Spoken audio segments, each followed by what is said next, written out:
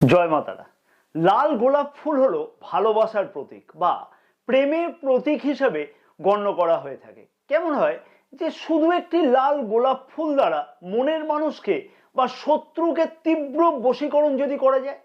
হ্যাঁ, কোনো মন্ত্র নয় বা কোনো তন্ত্রবিদ্যা নয়, শুধুমাত্র একটি গোলাপ ফুল গাছ, কিন্তু লাল গোলাপ ফুলের গাছ হতে হবে সেটা। সেই গোলাপ ফুলের গাছ বাজার থেকে ক্রয় করে নিয়ে কোনো শ্মশান ঘাটে, যেখানে অন্য কোনো ধরনের অন্য ফুল গাছ নেই, সেইখানে মাটিতে কিন্তু সেই গোলাপের চারাটিকে পুঁতে দিয়ে আসতে হবে এবং পোঁতবার সময় যাকে বশীকরণ করা হবে তার নাম মনে মনে অবিরত চিন্তা করতে হবে এবং তার ছবিটিকে সামনে রাখতে হবে সেই গোলাপ ফুলের গাছটিকে পোঁতবার সময়।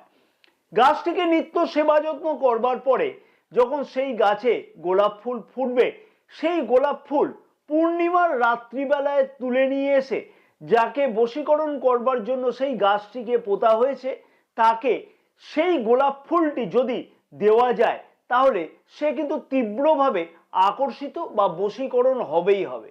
যদি চাও তোমরা শত্রুকেও এই গোলাপের দ্বারা বা এই গোলাপ ফুল দ্বারা তীব্র বশীভূতও করতে পারো, সেই ক্ষেত্রে সেই শত্রুর নাম নিয়ে লাল গোলাপ ফুলের গাছটিকে পুঁততে হবে শ্মশান ঘাটে এবং সেই গাছে গোলাপ ফুল যখন ফুটবে তখন সেই গোলাপ ফুল পূর্ণিমার রাত্রিবেলায় তুলে নিয়ে এসে শত্রুর সামনে, অর্থাৎ সেই শত্রুর সামনে যদি যাওয়া যায়, তাহলে সেই শত্রু অবশ্যই কিন্তু বশীভূত হবে তোমার।